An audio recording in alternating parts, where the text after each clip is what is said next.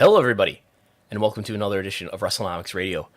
I'm Brandon Thurston, broadcasting live and on demand from Buffalo, New York, where today is Sunday, May the 1st, 2022. And I'm joined today by my co-host, the one person who, it's a complicated situation to get into.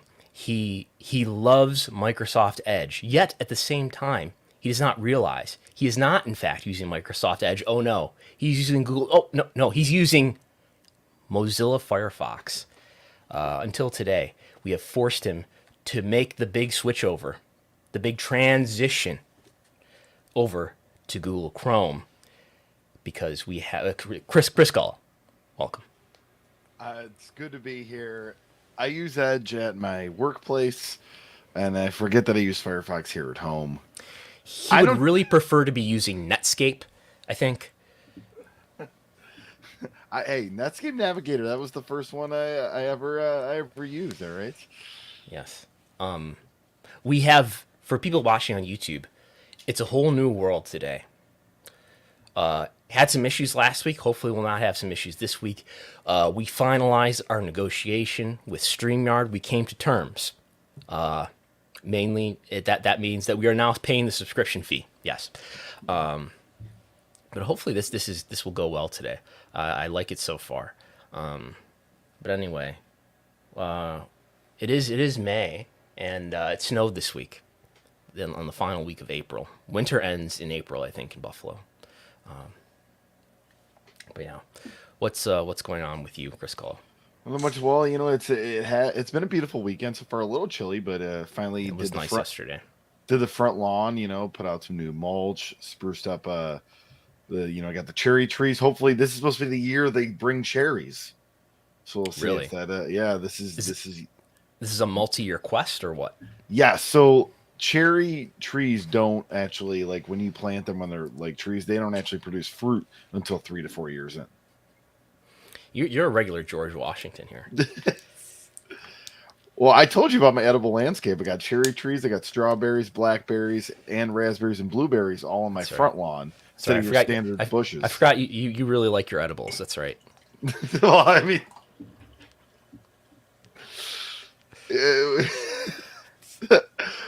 Sunday morning, everybody. Anyway, but we got a fun show here. We're going to discuss how really determine the TV rights value of AEW and WWE programming to the networks, and we're kind of get really deep into details with that when it comes to ads and whatnot. But we're going to kind of start off today with Warner Brothers Discovery. I believe they had a Q1 earnings call, and also there's been some shuffling of the deck when it comes to their programming, especially their scripted programming, and how that's going to affect AEW being under the Warner Media Discovery umbrella as a program. Yes. Doom and gloom. It's all over for AEW, I think. It's all over. They might want to look into foreclosure plans or something like that. No, we'll get into it. If people want to send in a super chat, Chris Gullo, how do they do such a thing? Yep, so we're just right on your YouTube, you'll see the little $ sign, and you press that, put your question there, you can put whatever fit, starting at $1, and we will answer them throughout the show. Okay. I'm just getting used to this whole experience here. I'm seeing the number of people filing in here to the stream. There were people lined up around the block for this one today. There's a traffic jam, I think. They're hanging from the rafters. But, yes, where would you like to begin?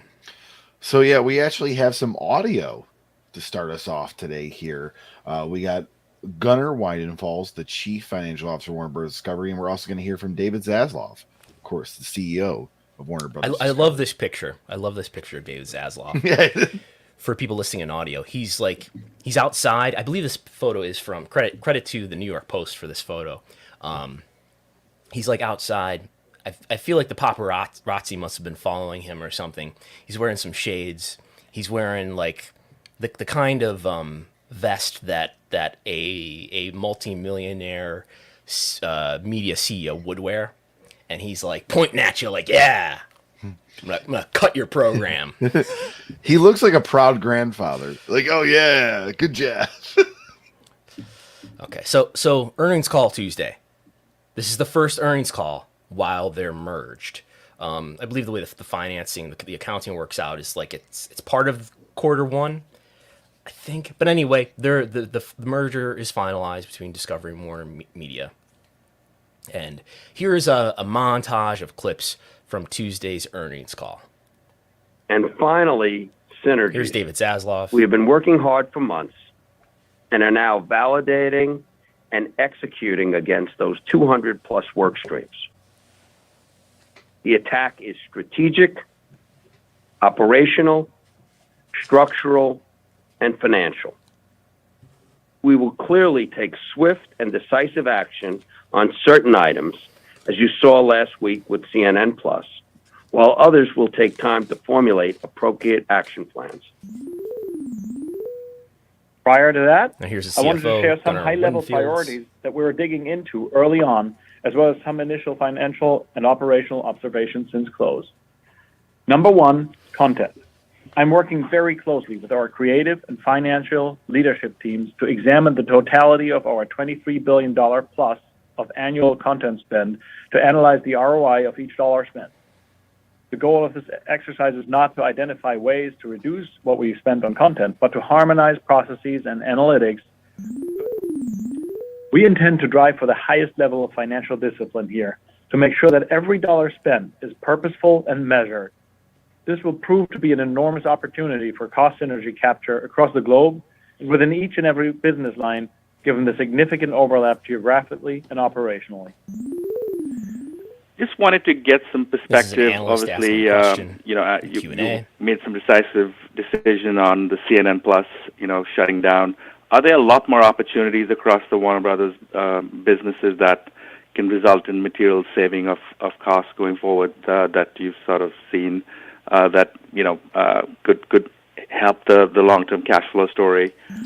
But I think the bigger picture here is, as we've said, 2022 is going to be noisy, and you've mentioned some of the factors that are going to flow through. But if I take a step back here and just look at, call it the past 15 months for Warner Media, sort of as a carve-out group, we're looking at more than $40 billion of revenue and really, virtually no free cash flow. And right or wrong, management has made a decision to invest a lot of, the incoming funds into a number of investment initiatives. And as I'm looking under the hood here, again, CNN Plus is just one example, and I don't want to go through sort of a list of specific examples, but there's a lot of, chunky investments that are lacking what I would view as a solid, analytical, financial foundation, and meeting the ROI hurdles that I would like to see for major investments. And so this is an opportunity. We're going to be able to continue the initiatives that make a lot of sense and reallocate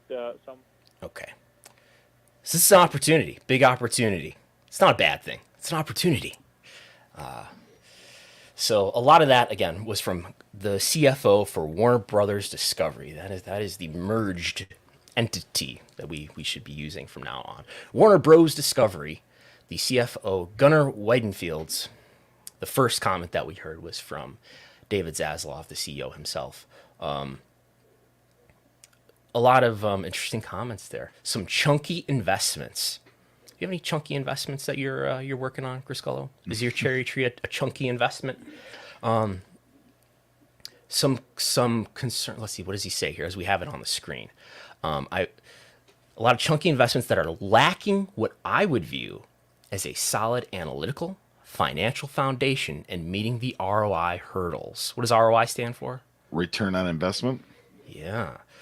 And he's referring because we have this quote on the screen here. If we take a step back here and just look at it called the last 15 months of Warner Media, so it sounds like he's referring particularly, he's the Discovery guy, right? Mm-hmm. The Discovery has won the leadership struggle here because Zaslav is the CEO. He's the Discovery CEO originally. And they're talking about Warner Media in particular. CNN Plus, which they allude to, we talked about last week. CNN Plus, the streaming service, that's been cut. That was a Warner Media project, right? That they decided to go forward with regardless of maybe concern from the Discovery side. So it sounds like he's talking about some decisions that Warner Media has made, some projects that Warner Media is doing, working on, that maybe aren't a good investment, aren't good projects, that don't make a lot of sense financially, such as CNN Plus. What else might he be talking about? They're really talking about AEW, aren't they? They're talking about AEW, right? Right? No, what I think he's talking about is really, and we'll kind of get into a little bit, is a lot of their scripted programming. So just to give a kind of a background to, you know, the people listening out there, Discovery, you know, before the merger, I don't have an exact percentage, but it's mostly non-scripted television.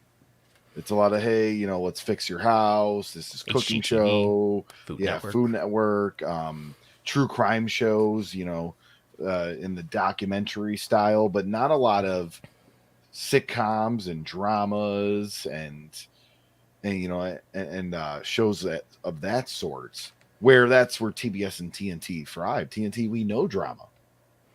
And yeah, I mean, like, they really, well, you're about to get into it, but they really don't have a ton. But why don't you tell us about this Variety article that came out later that morning on Tuesday, talking about the future of scripted programming for, I've learned a new term, the T-Nets. The T-Nets. Do you know what the T-Nets are? Can you guess? I do not. Guess. Look at the slide. TBS, TNT, and True TV. The T-Nets. Yes. Okay. All right. Who's in charge of the T-Nets? Brett White. Yes. Brett White is the supervisor of, what's his name? Sam Linsky, who is involved, who oversees, yes, I believe that's what his bio says. He oversees the relationship with AEW. So, presumably, Brett White has a lot to say about whether or not whether AEW is going to do this or that on their networks, and maybe about those negotiations, we're going to talk about in quite a bit of depth today. So what is this Variety article? Yeah, so again, Dad, so for the Variety article, which was on Tuesday just after the earnings call, TNT and TBS are pausing the scripted game under a new parent company, Warner Brothers Discovery, under CEO David Zaslav, has promised will find $3 billion in cost savings across the new company in the post-merger era, Variety learned exclusively. The Warner Media-run cable channels is no longer developing new scripted content. Three sources close to the matter tell Variety, according to one insider, Warner Brothers Discovery leadership is currently evaluating the strategy for all of the so-called T-Nets, including True TV, which are run by Brett White, and will have a better idea of the role each will play within the new regime moving forward. It's unclear what will happen at TBS and TNT's current slate of scripted programming, but for the moment, it apparently is status quo for the returning series like Snowpiercer. Yes. So one foreseeable concern that one might have is that is AEW going to be considered live sports? Presumably, if you're live sports, you're more valuable than if you're scripted entertainment, not to mention this sort of revelation that scripted programming is going to get cut. If AEW is scripted programming, because it's fake wrestling, rather than live sports, maybe AEW is vulnerable. Maybe. So I figured, why don't let's take that for granted. Let's take for granted that AEW would be considered not live sports, but scripted programming. And where does AEW land in the universe of, I didn't look into True TV, which is a lower profile network compared to TBS and TNT, but I did grab all the Showbiz Daily, everything that Showbiz Daily has since 2019, since actually October 2019, which is when Dynamite debuted. Grabbed all of that information and said, where does Dynamite land in the world of the scripted programming? I excluded all the sports, right? NBA would dominate this if we included the sports. Where does AEW programming land in the universe of the TNT and TBS scripted originals, or at least things that showed up on the Showbiz Daily list, which are some movies, movie marathons, and so forth, which are not original programming. But nonetheless, what we end up seeing here is, since AEW has been on TNT or TBS, since fall of 2019. In terms of the number of programs, it's pretty high up there. I grouped all these movies together. I left Christmas Story apart from those just because of the, I don't know, Christmas Story seems pretty popular when they run it on Christmas. But Dynamite has had, I sorted this by 2021, and Dynamite's got, of course, 52 episodes because they air weekly. Rampage had 21 episodes because it started in August. So among all of these programs, besides Conan, is Conan all done? Yeah, Conan's done. Yeah. So if Conan's done, then AEW is it is the most, if it's a scripted program, it's got more episodes than anything else. What does that mean? Not much. But if we look at that, all different programs are different durations. We know AEW Dynamite's 2 hours, Rampage is 1 hour. And if you add Rampage and Dynamite up, that's over 7,000 minutes of content, which is more than any scripted program for sure. So a lot of volume of content. Now, how does it do in terms of a rating compared to everything else? Let's look at the 18 to 49 rating. It averaged in 2021. Dynamite averaged a 0.34 in the demo. Rampage averaged a 0.25 in the demo. Certainly lower for Rampage in 2022. But that's averaging better than anything except for A Christmas Story and this one sneak peek edition of The Cube. In other words, it ranks pretty highly among scripted programming, if we're including it in that category. Its rating that drives the ad rates. Even in total viewership, not as highly, but it's in the top. What is this, 7 or so, which does not quite as high. Basically tied with Animal Kingdom, Snowpiercer. Have you ever watched any of these shows? I have not. No. Okay, me neither. That's fine. So watch time though, I want to think about. Not it's not just important that you do a good rating. You could be doing a good rating for 10 minutes for all we know. I want to know how much time, how much watch time are you supplying the network with? More watch time, that's highly rated. The more valuable theoretically you are to your network if all other things are equal, which of course they are not, but if they were. And Dynamite provided the most watch time of anything except for this grouping of movies. And if we added in the Rampage, it would exceed the movies with over 2 billion hours of demo watch time. So there's that. In terms of total viewership watch time, it's number 2 as well. It's behind the movies, so we got a bigger non-demo audience watching the movies. And then I wanted to break this down in terms of efficiency. So I call this Brandon metric. P18 to 49, watch time per hour of content. You're advantaged in terms of providing volume of watch time if you've just got a lot of hours on the network, right? So I'm trying to ask who's making the most of that time. And number 1 is AEW Dynamite by far in 2021. If you add Rampage into that, it's even more of a lead over everything, including movies and including this Friends marathon, including A Christmas Story.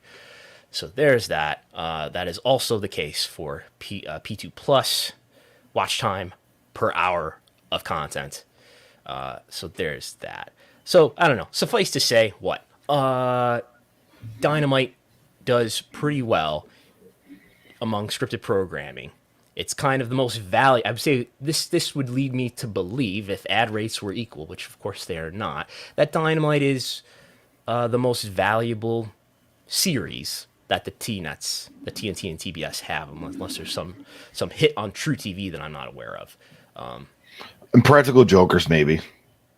Perhaps. Yeah. Okay. So there's that. And then I know there's some concern about what Battle of the Belts has become and is. All right, so Dave posted this on the board. Dave who? Dave Meltzer. Oh. Dave Meltzer, yes. The Dave. You have to read between the lines on Battle of the Belts and what it was supposed to be and what it is.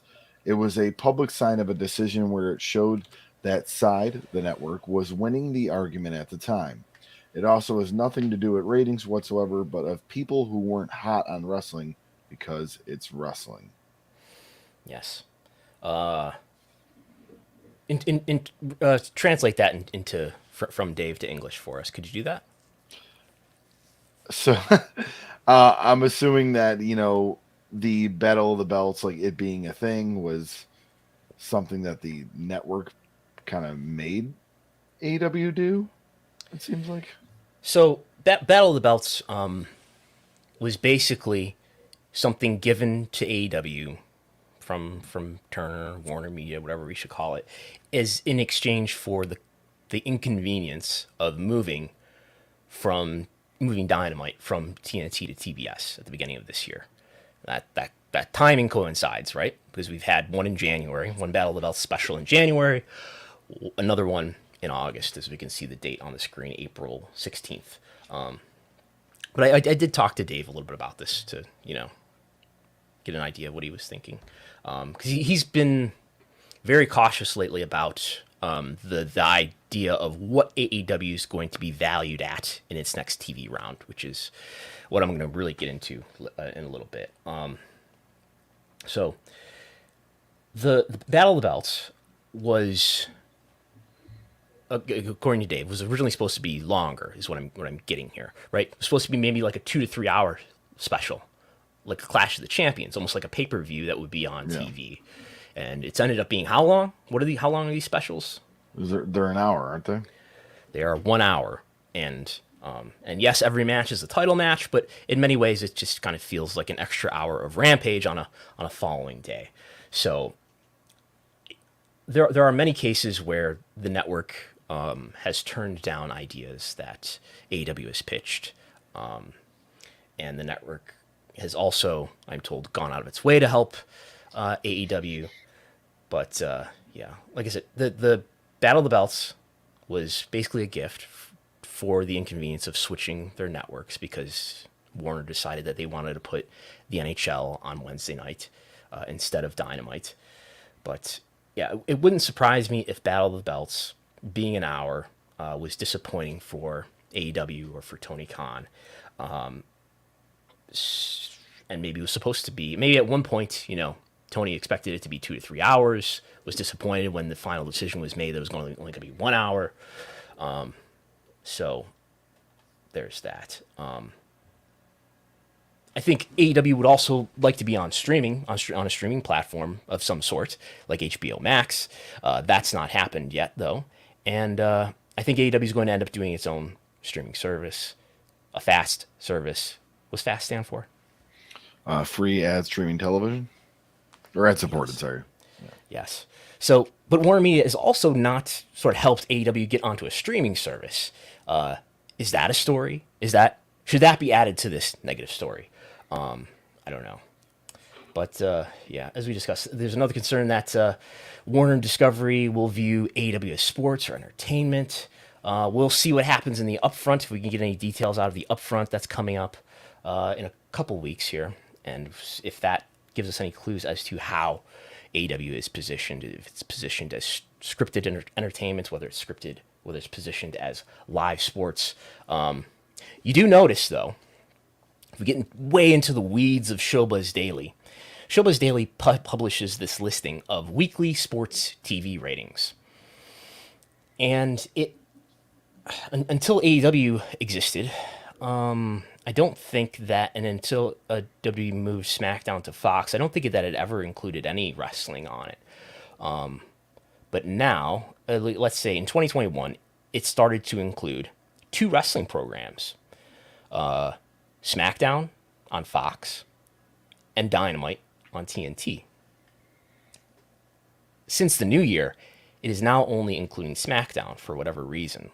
Now, these listings from Showbuzz Daily, I have no idea what the method is that determines why Showbuzz Daily includes some wrestling programs in its sports TV ratings listing and not others. It has never listed Raw, which perseveres to be valuable regardless. It has never included NXT, which I don't think is very valuable regardless. It has never included Rampage. We know that SmackDown is overseen by Fox Sports. So maybe that's part of what's happening there. We know that NBC Universal, the sports division, if they have one, is not overseeing. They have a sports division, probably, right? They're not being overseen by sports labeled people. Raw.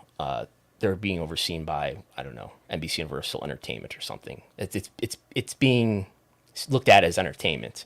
Nonetheless, though, it's live, and it's Raw is generating $4 million per episode. So that's still happening. And the key for whether or not you're a valuable property, in my view, is whether or not you're live, whether or not your ratings are highly ranked. Raw continues to be highly ranked. Dynamite on Wednesday, to a lesser extent, continues to be highly ranked. So that continues to happen. So I know people are listening to what Dave is saying, and are concerned about whether or not AEW is going to be able to attract strong TV rights fees, because look at and we've got WCW in the rearview mirror here, and AOL Time Warner in the rearview mirror, and we know that executives can make major decisions and affect the pro wrestling industry in a big way. And we just listened to the most powerful two executives in that picture, probably, and it does sound grave for scripted programming on the T-Nets. But I think, and I just tried to lay out the data, even if AEW is considered scripted programming, it's the most valuable scripted program that they got. I think they're still going to be positioned as live sports in the upfronts. All this is just secondary to the fact, though, that Dynamite continues to be highly ranked in the demo. It's live. It's somewhat DVR proof. Not as much as the NBA is, I'm sure. Wrestling straddles this space between sports and scripted entertainment. That is, people will watch it on DVR to a greater extent than they will sports. But they do try to watch it live more so than they do scripted programming. So there's that. Yeah, maybe this some of you can go in a little bit forward here, but kind of a question comment here. So the narrative obviously has changed as a few years gone on with the large TV rights deal that WWE has gotten. But we always heard that old analogy, and you would hear from people like that pro wrestling is cheap television for networks. It's it's cheaper television than what they normally would do, and with a $45 million a year deal right now where AEW currently has, I would imagine that's probably cheaper than really almost any of those scripted programmings that was on TBS and TNT. Yeah, absolutely. Now, those scripted programs can be rerun. You don't really rerun AEW. But in terms of the amount of new first-run content that you get, if you're talking about a scripted program, you probably get like 22, 23 episodes in a year. And then they're probably about 1 hour. Now, what they cost to produce, if the network is footing the bill for the production, it will vary widely depending on what the program is. But let's say, I don't know, $5 million is probably kind of a median, I would guess. $5 million. I'm gonna have to break out the calculator, and we don't have the screen shared here, but we'll do it. $5 million times, let's say 22 episodes, let's say 23 episodes, $115 million a year for, let's say, a typical scripted program for a year. And you can only get 23 episodes out of it. And what does Warner Media pay, or I guess we should say Warner Brothers Discovery pay per year on an average annual basis for AEW, Dynamite, and Rampage? Yes, both of them. Yes, including Battle of the Belts. I don't believe they're paying much more than $44 million a year, which where does that number come from? It comes from, among other things, Tony Khan tweeting $175 million across 4 years. So that's less than half the cost. AEW is giving them 3 hours weekly for $44 million a year. Again, compare that comes out to, I believe, $800,000 a week, something like that. Compare that to a scripted program, which would produce about a half year worth of content, less than a half a year of content, for multiple times more than that, over $100 million in a year. Wrestling is cheap content. Maybe the ad rates aren't great, might not be, but wrestling is pretty cheap content. And big unknown to me is what they can drive in terms of covenants in their carriage agreements with cable and satellite distributors. But it continues to be cheap programming and efficient programming in terms of the eyeballs that it aggregates. All right.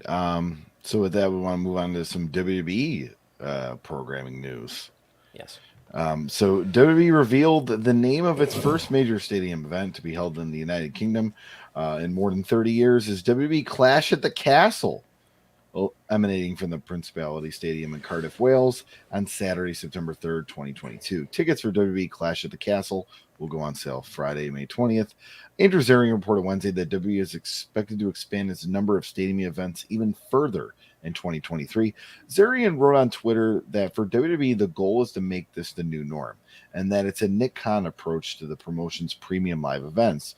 He added that once the live attendance exceeds 15,000, it becomes beneficial for running the stadium, even if they are only putting in 35,000 or less, rather than selling out the stadium, which is going to be dependent on various rates from different stadiums across the country and internationally. And that summary comes from, of course, our partners at Post Wrestling. Yeah. So that sounds to me like a stadium for every premium live event, maybe. And that would, I know they have the entire calendar set for the year, but maybe next year, 2022, at least more, according to Andrew Zarian, what he's hearing, more stadium events to come. And I'm not surprised, especially it is a very Nick Khan approach. It's that sports feel, right? Where are sports games in? Stadiums. Big time sports games are in stadiums. And NBA games are in NBA arenas. Yeah, okay. But NFL, I mean, NFL's the most popular sport. EPL is probably the most popular league worldwide internationally. Sport. Yeah. So, and those are in stadiums. This logo, though, can we talk about this? I think I told you off air. This reminds me of like a WCW 1994 event, like Clash at the Castle, Bunkhouse Buck in the main event. Like, what's that? I stopped watching Nickelodeon like when I was, I don't know, a preteen or something. But the the Wild Thornberries or something like that, or even kind of like gives me Rugrats vibes in terms of the artwork here. Hey, Real Monsters, like yes, that's what I'm. Yeah, that artwork, yeah, for sure. But no, the tickets go on sale on May 20th. So we'll see. I know, and Alex McCarthy has tweeted that there were, something like 50 or 60,000 pre-sale registrations or something like that. So this could sell out immediately. We'll see. WrestleTix, I'm sure we'll be watching closely. We'll see if when do the New Japan Forbidden Door AEW New Japan show tickets go on sale for the United Center? I don't know. I mean, that has to be soon. Because that event's in end of June, correct? Yes. So it has to be soon. Yeah, I mean, this is this will probably do well, very successful. I mean, wrestling in the UK is, to my knowledge, still very popular, even after the pandemic, and I think this will be very successful. And the stadiums, I think he's really international approach, like, because you have your big four, big five that you could do in stadiums here, but then maybe just do these specials, these premium live event specials all across. And that way, too, they could be like, look, we're not only giving Saudi Arabia a stadium show, but we're going to the UK and we're going to Australia. Well, they might even do one in India. Who knows? They've done live events in India around the Jinder Mahal. That was the last time they were in India for the Jinder Mahal. Right after the Jinder Mahal title reign ended, I think they in part cut that title reign short because the advances on the events that they scheduled in India were not good, because then they had to cancel one of them. So I don't know that India, at least this point, or at least last time, so that was 2017, so maybe things have changed since then, but I don't know that India is a strong live event market for them. Certainly it's a strong TV market for them. Are these going to be events that need a stadium, or are these going to be events that, stadium events that need a card. What did somebody say?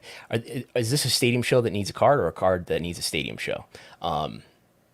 Is this going to water down, for one thing, maybe the WrestleMania brand as the event that's always a stadium and kind of a special spectacle? Because I mean, now it's 2 days even, you know, it's all sort of in line with WWE's willingness to churn out more content. I think of the comment that Nick Khan made to Ariel Helwani when Ariel was asking about the 3-hour Raw. Is that too much, or like, what do you think of that? I wish it was 8 hours. Was his response. You remember that? I think so. Yeah, I actually do. Yeah. So, maybe the events are more attractive to business partners this way, and maybe it's more attractive to sponsorships this way because you're in a big stadium. It feels like a grander thing. I don't know. WrestleMania, 3 hours, 3-hour Raw, 2-hour WrestleMania, and so far financially this works out for them. WrestleMania makes more money at the live gate because it's 2 days.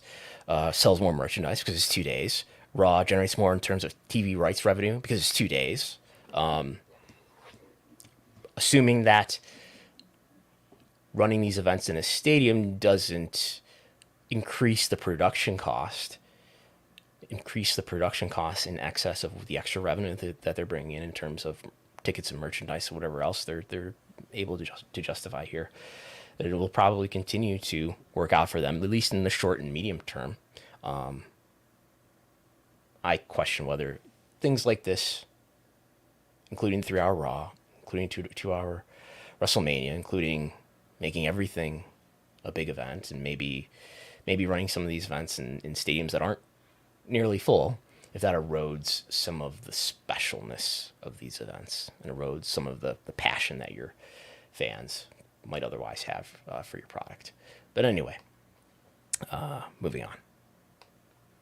All right, so Mamana, you kind of preluded it to a little earlier with the upfronts coming up for Warner Media, which will kind of, I mean, I don't know how much programming they're really going to feature in these upfronts. What's an upfront? At least new program. So an upfront is basically like, hey, look, this is what we got coming on in the fall season. You know, these are these programmers and all that, and here's some sneak peeks and that kind of, that's for advertisers to want to be attached to these programs. Yes. So why don't you tell us what was in Ad Week this week about the upfront? Yeah, here. So this is from Jason Lynch. So Warner Brothers Discovery will hold its combined upfront on Wednesday morning, May 18th at the Madison Square Garden's Hulu Theater.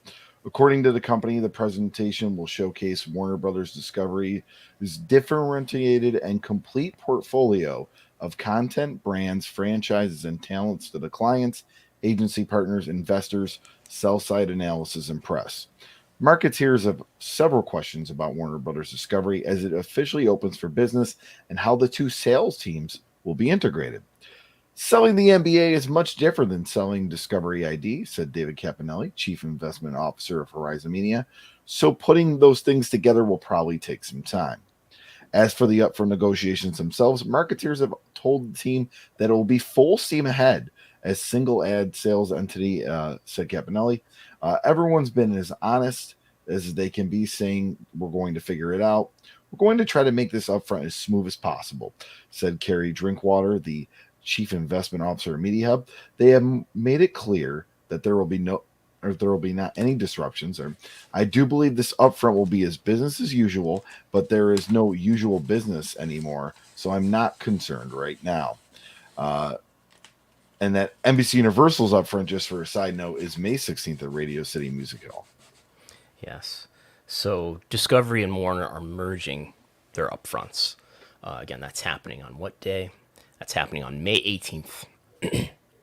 Oftentimes, there'll be announcements coming out of these upfronts that are relevant to wrestling. Dynamite was announced to be a show that's happening on TNT in the 2019 upfront. Maybe the Rampage news was broken last year. I don't remember at an upfront, but there's that. Maybe we'll get some news coming out of that. Maybe I can ask some sell side analysts if they attend and if they have any takeaways from how AEW was presented. So there's that. All right. And we will move on here until what were you calling it? The main event to me off air, the nitty gritty, the big part of today's show. I would never use the term like nitty gritty. No. I like nitty gritty fits. So determining what the actual TV rights are for WWE and AEW, and a lot of factors. Which Brandon, I'll let you dig right in here. What do you think is AEW? So let's talk about the timeline here, which I've got on my mug here, and I think you do too. Yes. When we're talking about W and AEW here too, because we're not. I know Gullo wanted me to only talk about AEW, but I said no, we have to talk about W too. And he's like, I hate WWE, and I was like, no, stop it. But anyway, timeline here is Raw and SmackDown. Their timing is aligned. Thank you, Nick Khan. Raw and SmackDown expire September 2024. That's when their deals expire. And AEW, 4-year term would expire December 2023, but there's a 1-year option added on to that. I'm going to show the mug, which you can get at store.postwrestling.com. I don't know if it's actually readable. In fact, I'd have to just put my, there we go. Oh, it's real blurry. Yeah, it's not going to work. Anyway. So that's late 2024, I would say. I expect Warner Brothers Discovery to use the option and extend AEW. They might not, but I think they will, because of how valuable that show is. Yeah, NBA is more valuable for sure, probably by multiples. But what's their number 2 show on the T-Nets? NBA's number 1. As in terms of a property, let's use that word. AEW's probably number 2. Well, this is the NHL. They can probably justify pretty good ad rates and maybe even carriage fees for the NHL. So maybe NHL is number 2. Maybe AEW's number 3. TBS still has baseball though, right? Too. You're right. TBS has baseball. Thank you for pointing this out before people yell at me. Is there anything else there? I don't think they air college sports unless they do the tournament. Yeah, you're right. They do have March Madness, so that's definitely up there, at least for a short span of time. But I think it's pretty valuable. Is what I'm trying to get at before I say it's more valuable than other things. So what's your impression? Is AEW going to get an upgrade in TV rights fees? Is WWE going to get an upgrade in TV rights fees? I think both will. I mean, just look at the market of live TV sports rights. Networks are clamoring to get those rights, and they're paying more than probably what they're even worth. Unless you're the MLS, then you're having a tough time. You're still getting an increase, but you're having a tough time. Yeah, there's some uncertainty thrown into the water here because what's happening with streaming and Netflix is no longer a growth company. I'm saying that against my book here. Netflix appears to not be a growth company anymore. Appears to be a value company, as MJ from NJ has taught me. So we know kind of where the growth, the growth that ends, who knows where it ends. We know now. There's still maybe incremental growth to extract here, but Netflix subscribers stopped growing sequentially. So maybe that makes streaming less of a player here. I don't know. We'll get into it. But main point to start with here is AEW, when you just compare it to WWE, assuming that's a valid comparison, when you just compare it to WWE in terms of the watch time that it's delivering, the hours of eyeballs looking at the linear content, what does AEW provide in terms of total viewership? And if you put them both in a donut, WWE and AEW, okay, I'm talking about Raw and SmackDown. I'm not including NXT because NXT is too lowly ranked, I think, to be included in this. That's my opinion. Raw and SmackDown, Dynamite and Rampage, put them in the same donut. How much of that donut, in terms of watch time, does WWE account for? 81%. That's a lot. 81%. That's more than majority, right? Dynamite providing about 19% of that donut. That's in total viewership. Not totally sure what to value more, whether total viewership or the demo. If you're of the demo religion, well, Dynamite and Rampage are providing about a quarter of that donut. Raw and SmackDown providing about 3/4 of that donut. So WWE dominates. WWE rules the world. Don't worry. Everyone's acknowledging Roman. Settle down. But in terms of the money that these two companies are getting from their live TV rights, AEW's only getting 9% of that donut. Again, 19% of the watch time, 26% of the demo watch time, only 9% of the money. Those bare facts would lead me to think that, I mean, what's 27 divided by 9? If I go back to my elementary math, I think that's three times. Maybe AEW is going to get their TV rights multiplied by 3 times, but there's more to this story though. So there's at least, I would say, 6 factors. 5 of these factors go one way. 1 of these factors goes the other way. That will determine all these factors that will determine the value of WWE and AEW's sports rights fees. This would be valid for sports in general, I think. Number 1 is the bidders. You're a homeowner, Chris Gullo. Yeah, I am. Yeah. How many people were bidding on the house that you now own? This, we got lucky. It was just us. But the house before that we lost out on, there was I think they told us 15, 20 bidders. 15, 20 bidders? Yes. It was probably half of that because, their real estate agents are just like car salesmen. So, but they're always going to overdo it. But yeah, I mean, it's a bidding market. But yeah, I mean, this house we got lucky. But yeah, that we lost out in multiple houses. And so this house, you were the sole bidder. Yeah. If there were one other bidder, what would that do to the price of the house? I definitely would have paid more for what I did, and I actually gave them $10,000 under the asking price. I would never been able to do that with another bidder. If there were 10, 20 bidders, what would that do to the asking price? I'm probably paying 1.5%, times in half of the value of the house or what they're asking. Yeah. So it's basically supply and demand, right? This is sort of by definition. If there's more people interested in your product, whether it's a house or whether it's AEW's TV rights fees, you're going to be able to, as a homeowner, as an owner of content, you're going to be able to justify a higher price for that product than you would otherwise. So regardless of even all these other factors, I think that's the strongest influence. But the other factors are your ratings. How big is your audience on a kind of semi-logarithmic scale? What the hell does that mean? Basically, that means that the more highly ranked you are, the more valuable your content is, because you are providing a larger audience than other products can. And we live increasingly in this linear TV world where the more highly ranked you are, the more distant you are from your competing programs. We don't have a slide for it, but it basically looks like a reverse exponential line where it goes, it's really high at the top and it curves way down to the bottom. So NXT is really similar to a lot of programs in terms of the demo audience, in terms of the total audience that it draws. NFL basically stands alone at the top of this line. Bit below that is a bunch of NBA programming.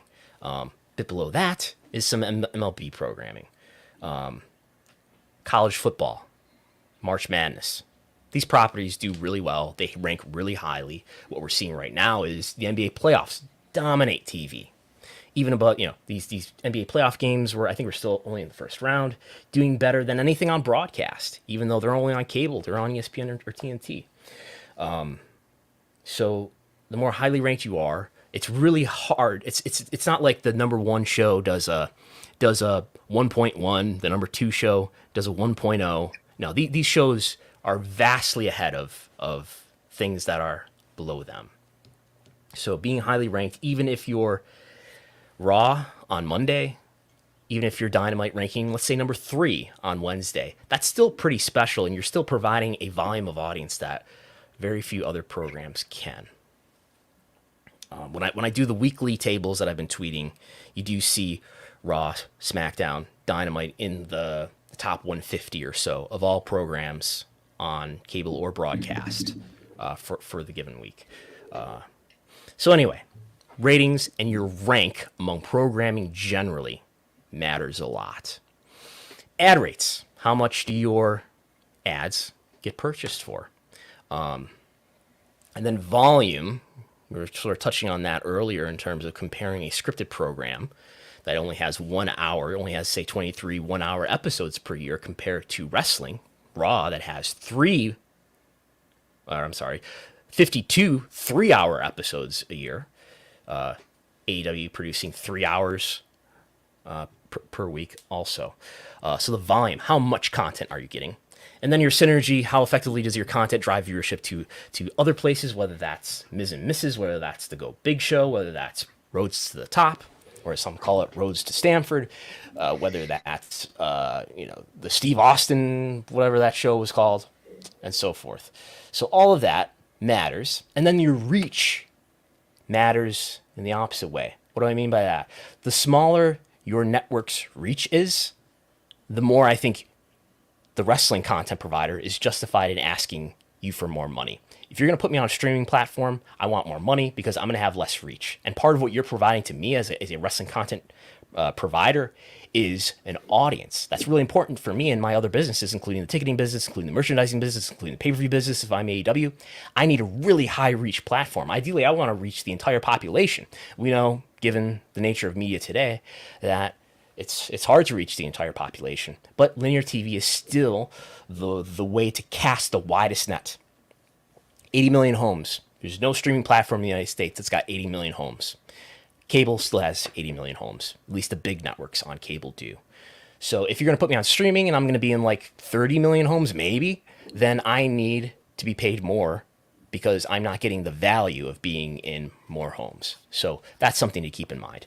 So let's proceed. In terms of WB and its bidders, do we want to just jump ahead here? I don't know. In terms of its bidders, obviously we know NBC Universal is going to be interested. Fox is probably going to at least make a bid, and then possibly I think we have Disney, we have Paramount, maybe Amazon. Nick Khan is hyping. I think less likely is Netflix and Apple. I think we'd skip past this. I kind of just said all this stuff. So just to set the table here, the average annual value of wrestling and of some competing, maybe comparable sports properties. This is U.S. value here only, because that's what we're talking about today. Premier League just got an upgrade, $450 million a year. They're the leader of this group that we're going to look at right now. $450 million average annual value for the Premier League, its deal with NBC Universal. $400 million for the NHL on ESPN, mostly on ESPN Plus. Raw is worth $263 million, which we say often here. Hopefully everybody at home has that memorized now. NHL on Warner Media on TNT, that's worth $225 million. That's what people call the B package of the NHL games. So not as high profile as the A package that Disney/ESPN has. SmackDown on Fox is $205 million. $205. And then there's AEW with just $44 million. For yes, that's for everything. People ask me this, but didn't they get an upgrade? I don't think so. I don't think they got more money for going to TBS. But what about Battle? No, I don't think they got more money for Battle of the Belts. I think Battle of the Belts itself was a value that they were giving. What about Rampage though? They didn't have Rampage at first. Aren't they getting paid more for Rampage? No, I don't think they are. I think that was the original agreement in January 2020 that they were going to provide a third program. So there's that. So what bidders are we looking at here? NBC Universal, Fox, obviously.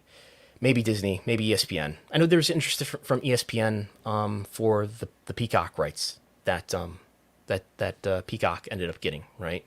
Would ESPN put wrestling on their networks though? ESPN2. I think ESPN2 for sure. Does ESPN want fake wrestling on their legit sports networks though? I mean, ESPN2, they'll have cornhole tournaments and lumberjack competitions and stuff like that. Like I feel like ESPN2, they wouldn't mind putting it on there. I don't think it would ever have the ESPN featured spot, because on that spot you're going to have NBA coverage, NHL coverage. You're going to be preempted a lot if you're going to get that in. But ESPN2, I wouldn't be surprised. I mean, ESPN2's in a lot of homes, and I mean, I don't have it in front of me, but I'm pretty sure almost every home that has ESPN2. Now, ESPN2 is a lower profile network, obviously, than ESPN flagship network, but it's better than not being on TV at all. But it's better to be, in my opinion, on TNT or CBS or the USA Network, and certainly it's better to be on Fox. You also are part of the ESPN Plus streaming package too, in the aspect of like. So if you're on ESPN2, you're also accessible on ESPN Plus, but they also have a lot of stuff that's just exclusive to ESPN Plus. It's usually like a lot of the college sports games across. I mean, they literally cover almost everything now in the college game. Could you see wrestling on Amazon Prime Video? Yeah. I mean, I can't. Didn't they have like that? It was a Lucha Underground style show, but it was like these people had to like wrestle up the rankings or whatever. It was like one season. I'll find out what that was called. But that was on Amazon. The problem with being on streaming though, and UFC's doing it, so maybe maybe it's working out for UFC, is that the reach is greatly diminished, right? And I think that's why we see, in part why we see, it is the A package, not the B package, in part why we see the NHL getting $400 million, because most of those games are on ESPN Plus with lower reach. So I think the NHL is able to justify a higher price tag, because you're going to take some of the value away from us by not putting us on a high reach platform. You're going to put us on a lower reach platform. It's an important platform, yes, but it's a lower reach platform in ESPN Plus rather than ESPN flagship network, for instance. Apple TV, I don't see getting involved in wrestling.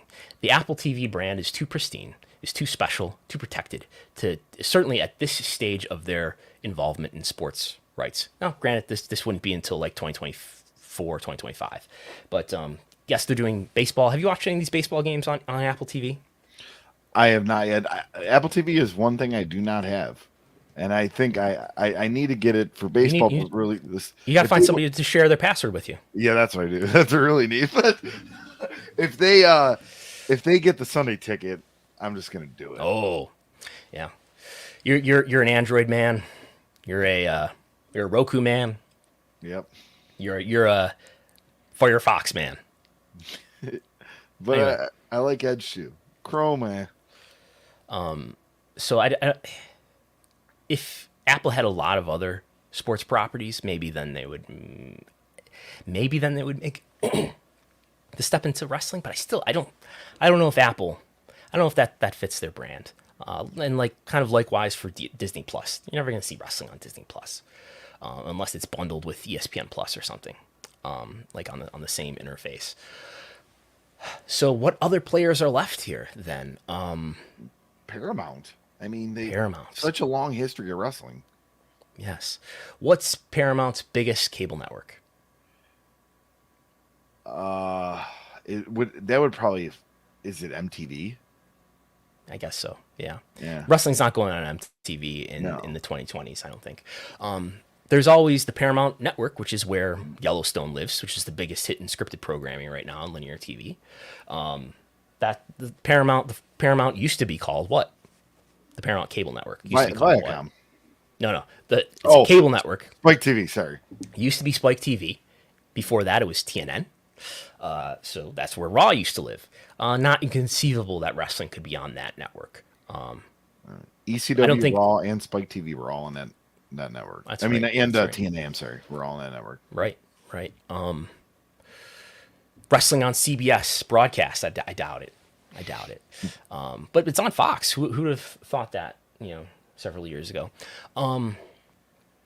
So Warner Brothers Discovery obviously going to have interest in retaining AEW. We know that AEW had discussions with Showtime. I was aware of that, and Kevin Sullivan, the not the Taskmaster, but Kevin Sullivan, the producer, who recently retired, right, has said that publicly, that there were discussions between AEW and Showtime when it seemed that Turner was maybe running cold on the rights, which they ended up buying, obviously. So Showtime would be a big step down because of the number of homes that it's in. It's only in like half the cable homes. It's a pretty good branded network, but to go from TNT/TBS to Showtime, that would be a pretty significant step down in terms of reach, and you would have a lot fewer people watching AEW, and that would hinder AEW's growth as a company.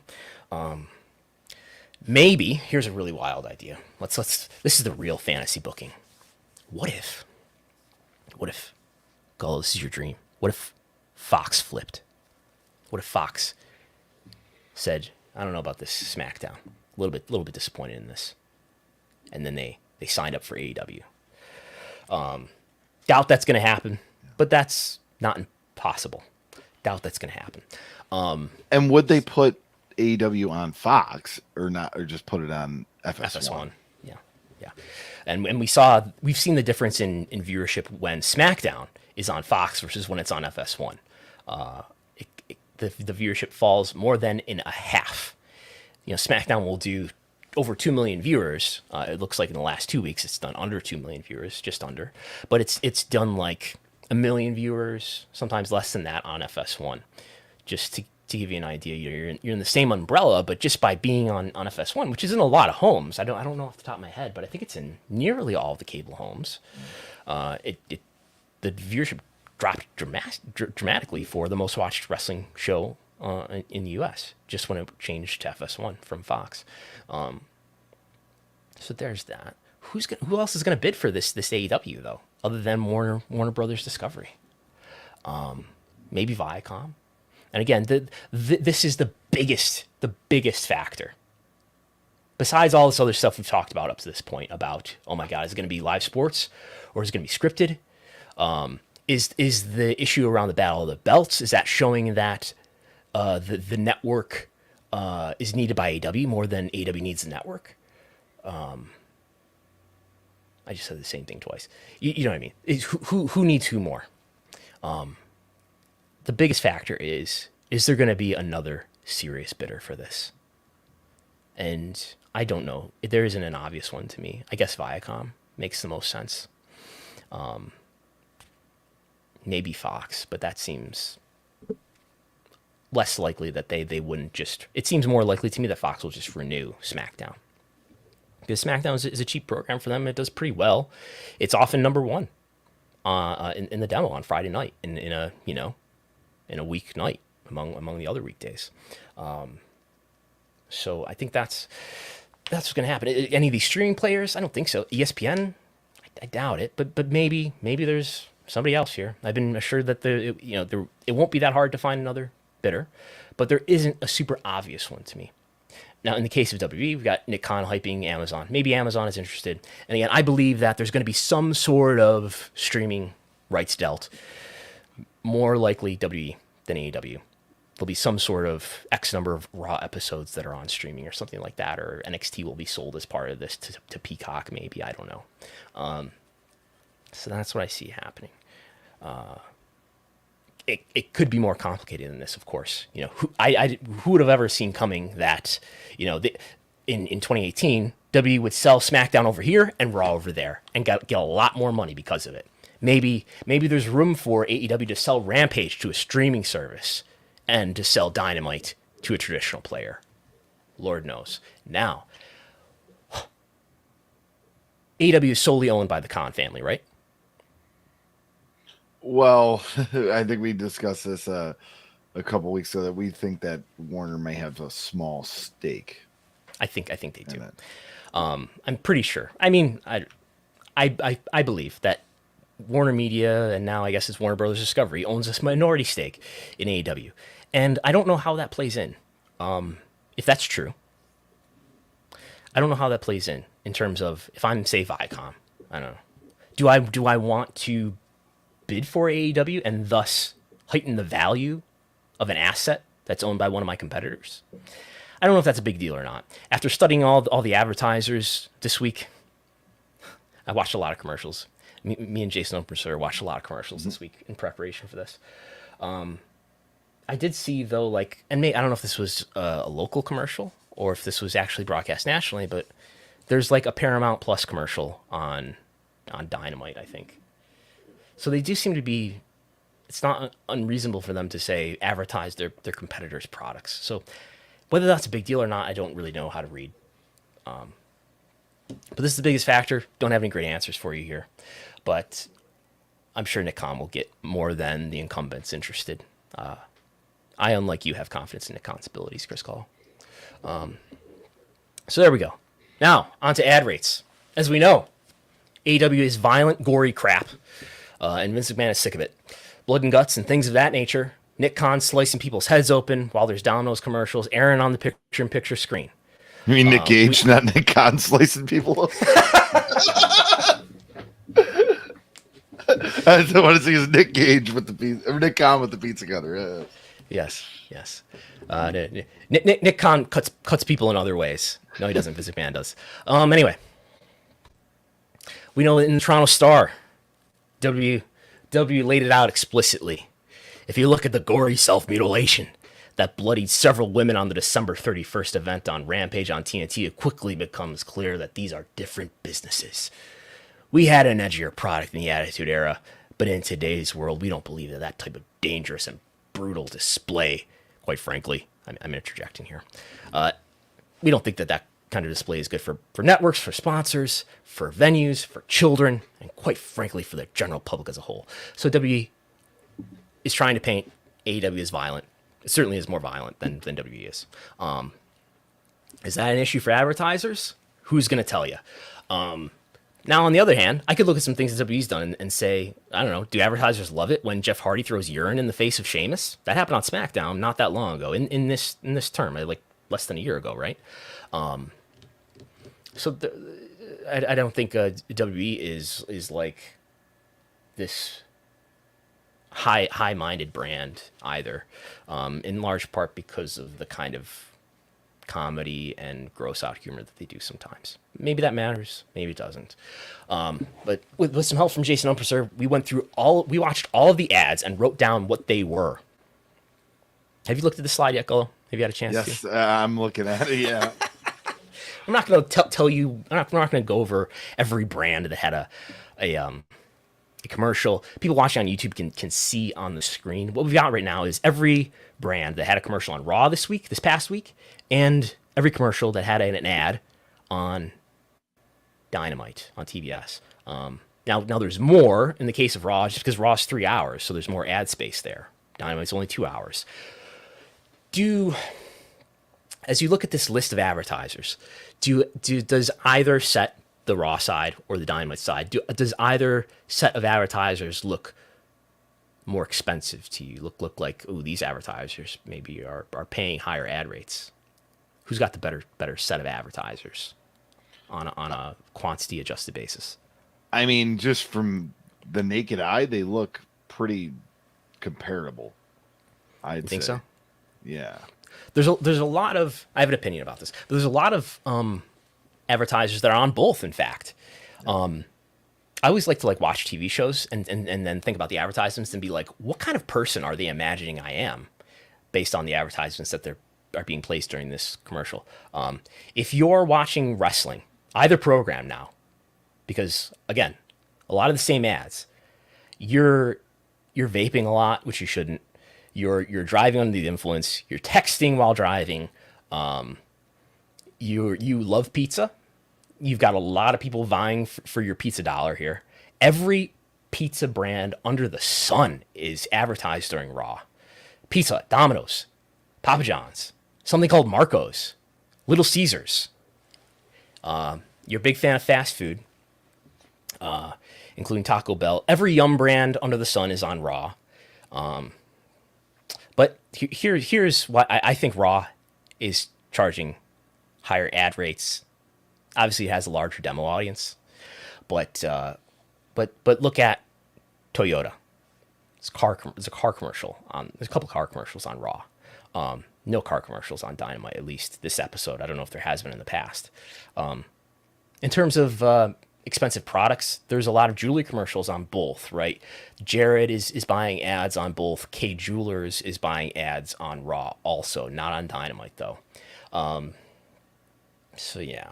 I was surprised that there were NBA playoff ads on Raw when NBC, maybe it was just a Sling commercial, but when NBC Universal does not have NBA and is competing with the NBA as it was airing. Interesting, though. I think you're burying the lead here. You know, everyone talks about Cody Rhodes jumping from AEW to WWE, but look at this. Look at these comparisons. Domino's solely on WWE programming in this comparison. The big jump. Yeah. Did Domino's stop advertising with them because of Nick Gage? Who knows? But Pizza Hut, everybody. Does Dynamite have any pizza spots? They have Marco's Pizza, which I've never heard of until now. Cricket Wireless on both. It's worth noting too that W has a couple ads, including the Cricket Wireless commercial, including a DoorDash commercial that includes W talent.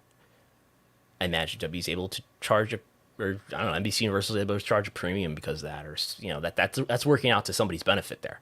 That's making W happy and or their network happy. So there's that. Advertisers appear to be more valuable in my read with Raw than with Dynamite. We did this for SmackDown and for Rampage too. I think it's largely the same story. Right? Every Mars brand under the sun, Snickers, Kit Kat, Twix, a lot of Mars brands. We do get a T-Mobile here too, in addition to Cricket Wireless. But I think there's not a lot more to say here. A lot of consumer products, of course. There's a Honda and a Hyundai commercial on SmackDown and a Jeep commercial. So car commercials. Again, no car commercials to speak of on AEW programming. That tells me, that the W ad rates, even besides the difference in viewership, is probably greater. So there's that. And we can talk about the factor that I call synergy in terms of does Raw, does Dynamite serve as a good lead-in for other programming? They seem to be about even. Rose to the Top wasn't this huge hit. It's not like Dynamite served all these viewers up to the NHL. Yet, on the other hand, if I look at the last 2 hours of Raw and compare it to what the 2 hours of Dynamite delivered on the occasions where we do have Showbiz data to tell us what was on after these wrestling programs, it's pretty comparable in terms of the audience that they're able to retain. But we do see, all these different brands, like, let's talk about WWE first, in terms of look at how WWE is able to maybe kind of work together with its business partners, with its TV partners. Peacock, it's good to have Raw on USA Network when you're trying to drive Peacock subscribers to make people watch W content and pay for W content on Peacock. I think at this point, NXT is a supplemental program also. You get more people you get to put ads on Raw to say, hey, look, what's going to be on NXT the next night? Triple H used to try out this line about how, it's good to be on Tuesday because Raw is the following, the previous day. And you really get people, I don't know about that. I mean, if anything, NXT viewership has obviously fallen. But anyway. You had Sasha Banks show up on the NBC broadcast of the Daytona 500. That was on NBC, right? Am I getting that right, or is that Fox? Straight Up with Steve Austin was on after Raw. It's no coincidence. Ms. and Mrs. did really well in ratings in its most recent season with Raw as its lead-in. W Evil has aired after Raw and has aired after NXT in recent weeks. This is probably a deeper question and probably something we could ponder weeks forward, but WWE does a very good job at cross-marketing their superstars. Even on, we talk about this network, but, I was watching the NFL draft on Friday night, the second and third round, and Baron Corbin, Titus O'Neil, and Miz were all there doing picks for their teams. And, I it's something that just AEW doesn't really do. Right. I think part of this, I was just going to kind of jokingly say, but you don't see, Adam Page showing up on NBA games, do you? No. I think part of that is WWE has cultivated a really strong relationship with its networks, right? And part of that just has to do with WWE has had more time to do so. And there's been a brand that has existed longer, and the company has had more time to develop these relationships and make these things happen, would be my guess. I'm sure there's a lot more to it. Maybe someday things like that happen for AEW. In the case of Warner Media, we have seen though things like Jericho show up on Foodies, and Rose to the Top was a show on TNT. You see Rosario Dawson show up on Dynamite. Snoop Dogg jumping off the top rope. Cody Rhodes, former AEW superstar, showing up on and being a regular cast member on the Go Big Show. It may be meaningful that he's no longer with AEW. What does the network think of that? I don't know. And we saw, a strong AEW presence on the first Upfront after AEW joined Turner. So there's that. Certainly, I think we're identifying W has a stronger relationship with its networks than AEW does at this point in terms of what the wrestling company is getting out of it. So volume. Let's talk about volume. How much content am I giving you as a content provider? In these most recent deals that we're talking about, and I think these are good deals to compare wrestling to. Why? We're not talking about the NFL, which is way up on the food chain. We're not talking about the NBA, which is next in line. We're not talking about the MLB. We're talking about Premier League, which does similar ratings. Actually, wrestling does better. We're talking about the NHL. Wrestling does better ratings in the demo anyway than these sports do. Premier League dealt. So this is kind of an estimate on my part, I should say. But I took the number of games that they're selling to these networks, and I just multiplied them by the average duration that I saw in the Showbiz data.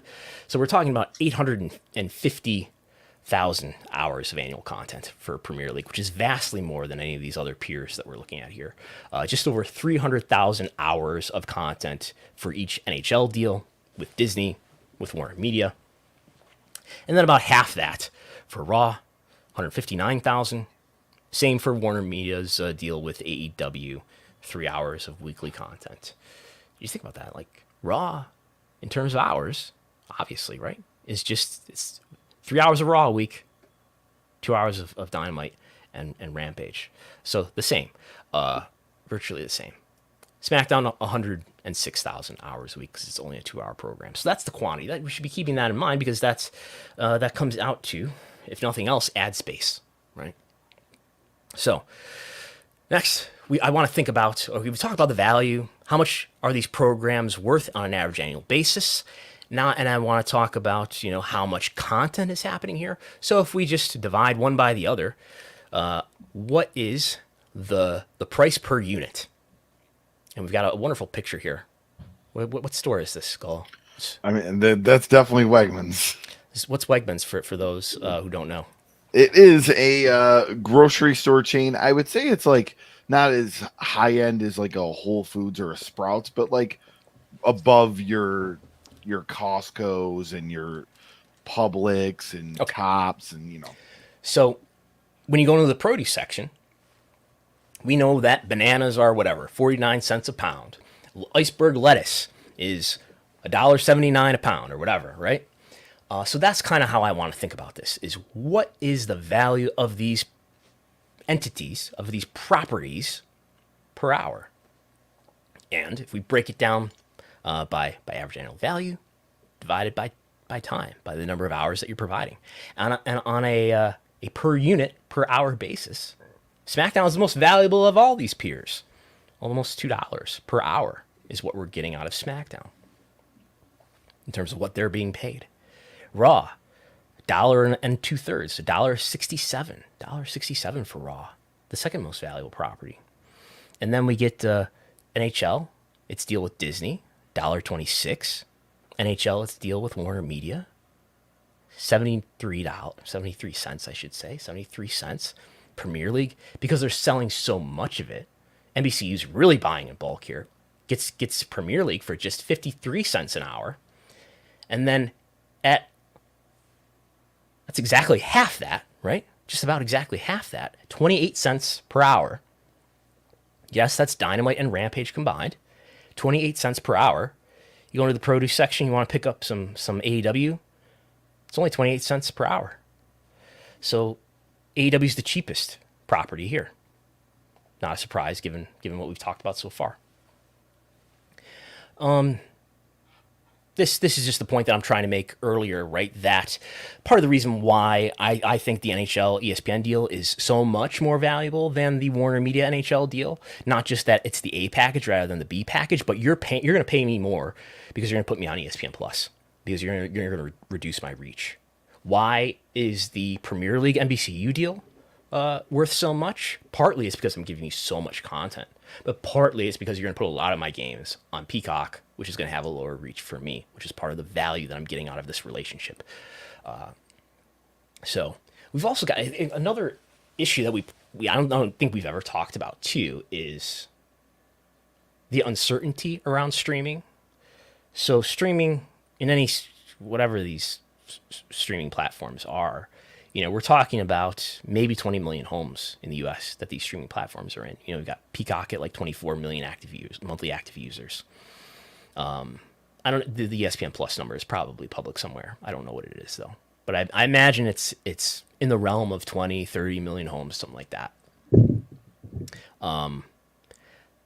Now streaming is growing. I still think streaming is growing, especially these newer businesses. Yes, Netflix has reached its saturation point, but these other streaming platforms are still new enough businesses that they're probably still going to grow for the foreseeable future.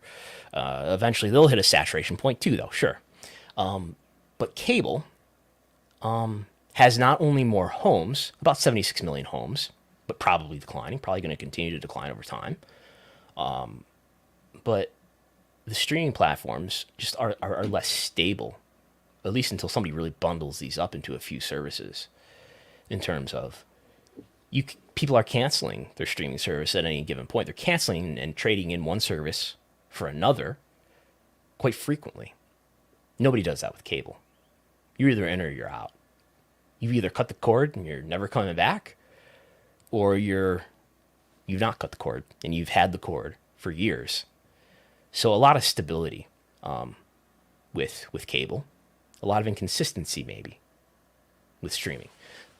Another factor there.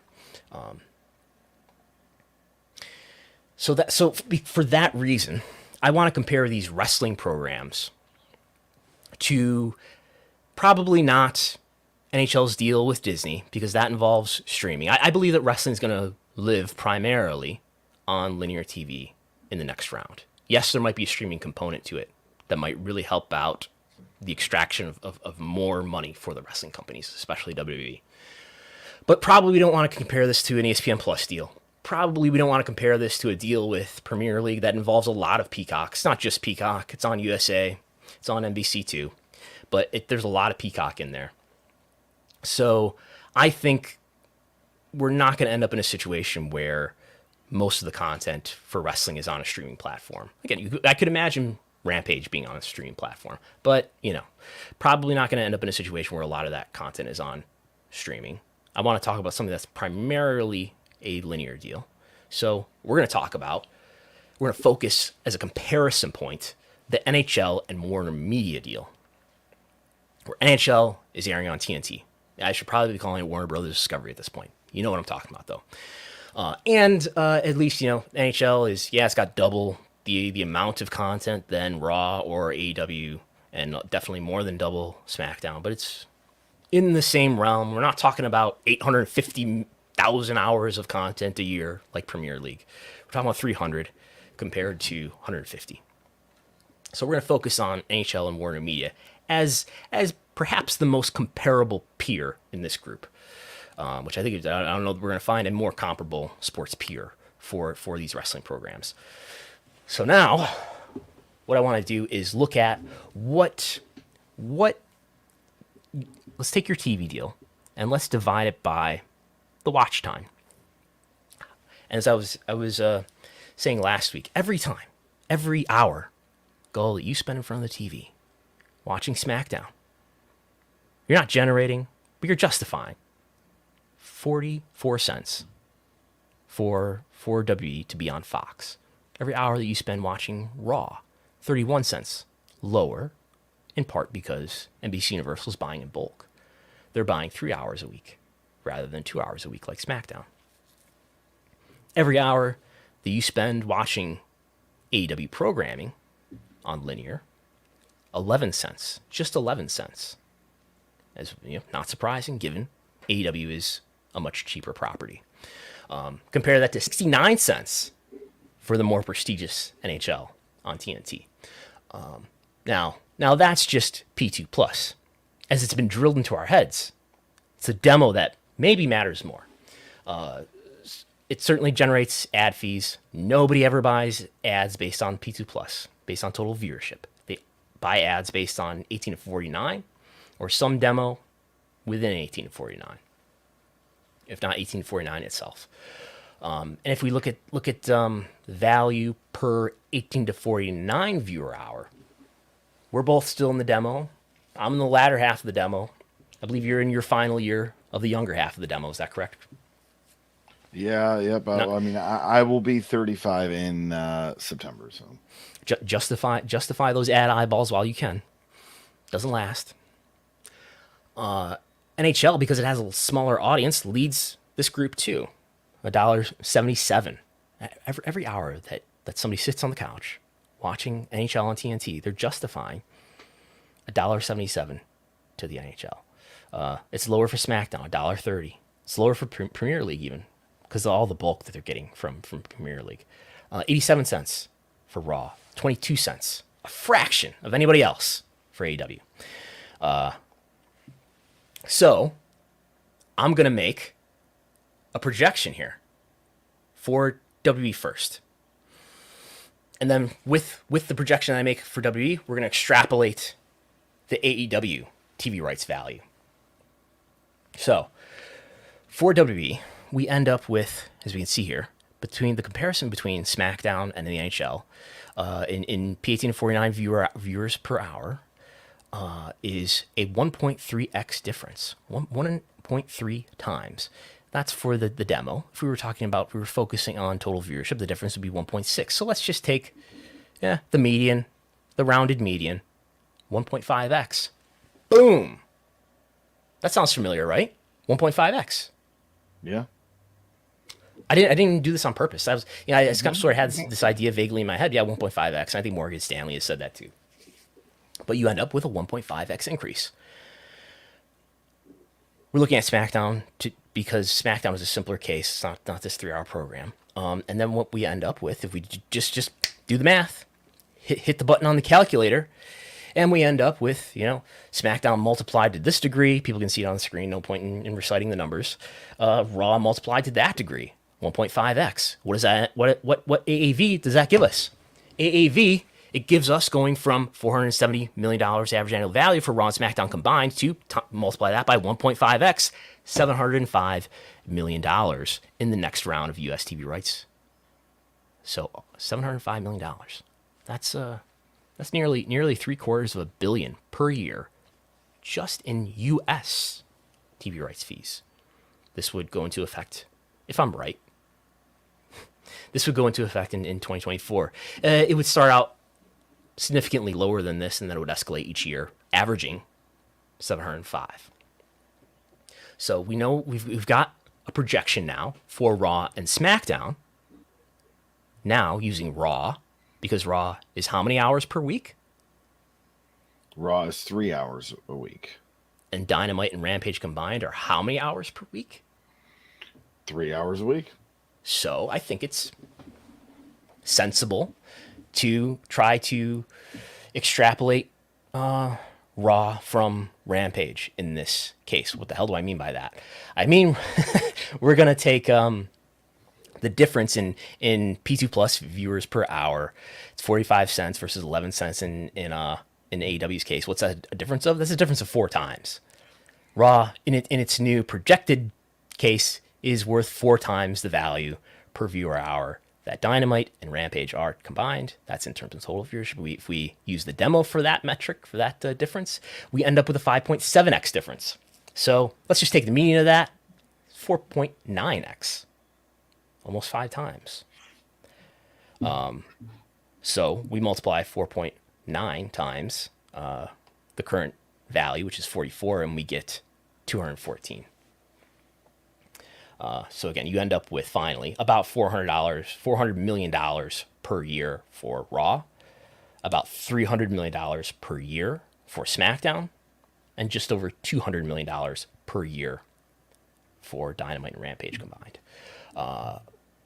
And then that, if we put this in the context of the other properties which have dealt their deals already and more recently in recent years, it still puts Premier League and it still puts NHL and Disney a little bit more valued than any wrestling program, any individual wrestling program. If you put Raw and SmackDown together, they're more valuable than these deals, though. Yes, and it still puts AEW a little bit cheaper than the NHL on Warner Media, which probably makes sense to a Warner Brothers Discovery executive, right? That the NHL, I would bet some money that the NHL is justifying higher ad rates than AEW programs are. I would bet that the NHL is easier to justify to cable operators that you should pay a carriage fee, that we should write a covenant in here because of the NHL versus AEW, but maybe AEW could do that too eventually. So it makes sense that a network executive would view the NHL to be a more valuable property than wrestling. So that's where we end up, is with the NHL a little bit more valuable than AEW in this case. That's how the math works out. And this is how the wrestling programs stack up. $700 million a year, hypothetically, for Raw and SmackDown. And just, about a third of that is what Dynamite and Rampage come out to in this hypothetical. So I just made a justification for a 5x increase, if it's not clear. 5x increase. Not 3x. Not 4x. 5x. So there's that. We have a couple super chats. Tim B asks, would NBC allow WWE to go to ESPN Plus and still allow WWE to block Peacock from AEW? Thank you for the super chat. Would NBC allow WWE to go to ESPN Plus and still allow WWE to block Peacock? I'm assuming so if the Peacock deal is still entail. Well, the Peacock, we should put on the table here, the Peacock deal doesn't expire until 5 years from March 2021. So what's that, March 2026? So they don't perfectly align with the TV deal, right? The Raw and SmackDown TV deals end in September 2024. The Peacock deal would not end for like a year and a half later. So there would be a little bit of a, the timing wouldn't align there. What you're saying, I guess, is that besides that, when the Peacock deal is up, maybe WWE makes a deal with ESPN Plus for those content rights. I guess. If what MLW alleges in its complaint is close to the truth, it doesn't seem out of the realm of possibility that in such a scenario that W would not want AEW to deal with its partner, assuming that Raw, for instance, was still on NBC Universal. I suppose they could pressure their partner to not deal with their competitor, because we're not doing anti-competitive behavior, but we don't want to be associated with that violent, gory brand. And I don't think, if that's how they phrased it, might not be illegal. Glenn Kodry with just two super chat comments, pretty much. Super chat still solely for the Wegmans mention. Mm-hmm. I was at Wegmans last night. Just putting it out there. I was there on Wednesday, and then you don't go to the one that I do, though, right? No, I go to the one on Orchard Park Road in West Seneca. Yeah, careful now. You're gonna have some W fans. They might wait for you there. I already had a bird thing. I don't know if we could tell it on air here. I'll bird. Yes. Thing? Let's just do Glenn Kodry's one more subject. Glenn Kodry's good comment. Glenny Kodry's every TV exec is shaking right now at Brandon's analysis. Okay. So here is my bird story. I guess anything's on the table here at Wrestlenomics. So on Thursday morning, I saw a bird in front of my lawn that I knew wasn't supposed to be here. It was a yellow. This bird was a big Roman Reigns fan. I'm expecting where this is going. It was a yellow-headed blackbird, right? And they're not supposed to be in our region. They're supposed to be in like Manitoba, Canada, throughout like the Rocky Mountains, and they like winter in Mexico, and they go a little west to like California. They're not supposed to be here. So I put a picture of this bird in a birding group because I was like, hey, this is supposed to be here. This is cool, whatever. And I got flooded where this is going with messages of people asking me what my address was so they can come and see the bird. This one guy offered to give me bird seed. Oh, drop us a bird seed. Where did you post this? On a birding group in Facebook, the Buffalo Niagara birding group. And then it was hilarious. Later that evening, I'm like mowing the lawn, and there's people literally walking down my street with like, because I would not give them the address, but I gave them the street just to be nice. There's people literally walking up and down my street with like binoculars and cameras. Yes. Apparently this bird's very rare, and I don't know if you ever seen the movie The Big Year, but people take it seriously. Wow. Okay. So the bird is the word. Yes. Well, you just said people finding out my address. The bird people all wanted to know it this week. So yes.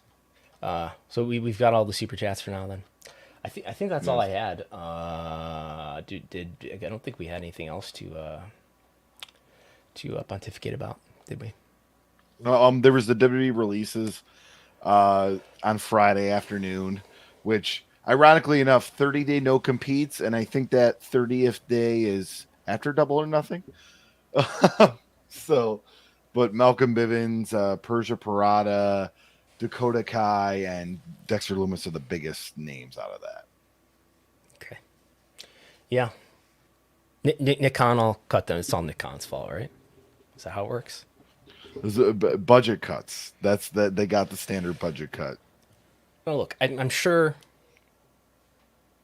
they decided that they wanted to get expenses down to a certain level, and that's, they've calculated that, well, maybe we don't need this many talent.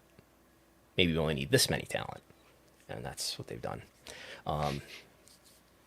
It's been reported by Fightful that Dakota Kai and Malcolm Bivens, the former, maybe once again, Stokely Hathaway, they didn't want to be there anyway, so they were trying to get out. They at least didn't want to re-sign, right? So, anyway, anything else to add here before we plug away? Don't think we really missed anything else notable. Hopefully, the tech, we're in a whole new world here. Our virtual, we're in the metaverse, I think. Wrestlenomics is a metaverse company, actually, as well as a media company. Hopefully this stream worked out well. We went fairly long. I feared this might go 2 hours, but I'm glad it didn't. Hopefully the tech worked out. Give us some feedback on what you think of this. We were using StreamYard today, if you're familiar with that. It seemed to have gone well, much better than it has in the past when I was not using StreamYard. I was on my own rogue thing. So we could put the slides up again. So like and share and subscribe on YouTube. Give us a nice review on your podcast app if you liked what we did today. I appreciate everybody tuning in. Today is May 1st. Did you know? Yes. If you might be listening to this on May 2nd. This is the best time. Beginning of the month is the best time to get the most value out of a Wrestlenomics subscription through Patreon, where I'm doing my TV ratings reports nearly every day. Occasionally, I put out other stuff too. You also get access to the Wrestlenomics viewership spreadsheet, and you get access to audio of any extra podcasts that we do. We will be doing an extra podcast tomorrow. I don't know if you want to. You're welcome to join in on this. Actually, Gullo. We haven't discussed this, but MJ from NJ and I will be previewing the WWE Q1 earnings call. We'll do that on YouTube, but if you want the audio-only version, that's going to be in the Patreon audio feed. We'll be talking about that tomorrow at 6 p.m. Eastern. That will be live on YouTube. With the earnings call coming up this Thursday. So, again, that's tomorrow at 6 p.m. And I think that's it. Yeah. I mean, you could check me out, Chris Gullo on Instagram, Facebook, Twitter, RTA Pod on Twitter and Instagram, and Rediscover these on Facebook. We just released this past week our part 3 episode. Looks like this is going to be 4 to 5 parts of Burt Prentice, his promotion career, and we cover the end of USWA. And to get a little Wrestlenomicsy, there was a report from Dave that the whole USWA, it's a whole thing of that Lawler sold the company, but they really didn't, and this company got screwed, whatever. But that he was led on to do this by an unnamed, very powerful wrestling executive, which could be Vince McMahon. I guess I'm seeing some of the comments here in the chat. I just want to add that, like, I just laid out like basically a 5x increase for AEW, which I see like Tim B saying that'll be a game changer. The biggest factor about whether it's that, more than that, less than that, are going to be the bidders. I hope we made that clear enough. But I can get to that based on the math, right? I can get to that based on the viewership.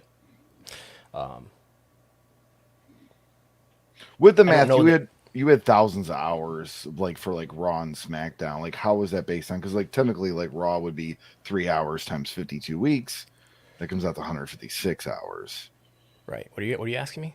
Like, you had it as hundreds of thousands of hours of content. Like, per year. Is it per year? Yeah. Per year. But it would come out to, I mean, if it's 3 hours, yeah. 3 hours times 52 weeks, it's just 156 hours. And I saw some of the comments in the chat with it, so, and I kind of looked at it. Not sure if you were doing another math for there. Yeah. Yeah, maybe it shouldn't be in thousands there. What am I doing? Yeah, it should be. I don't know why I had it in hundreds of thousands. Okay. I think everything else is correct. Yes, yeah, everything else is good. Yeah. Yeah. Yeah. I think I'm confusing like watch time and and the other thing, and hours of content. Yeah. We'll maybe we'll do an article about this or something, and we'll fix that in a more final form. So anyway, I guess that's all for now. Yeah, I'm not as pessimistic as or as cautious as like Dave is about what's happening here. Yeah, I think AEW's. You know, I think there's different leadership here, right? And but Bret White is still there. I think things are going to be fine. They're not getting canceled. I hear all this stuff on the social media. There's no way they're getting canceled. Yeah. Maybe there's less of a partnership, less collaboration, but I don't think they're getting canceled. And if there truly are other interested bidders, then it matters less. What Discovery Warner Brothers wants. So anyway, that's all for today. Thanks for listening. Thanks for tuning in. We'll talk to you next time.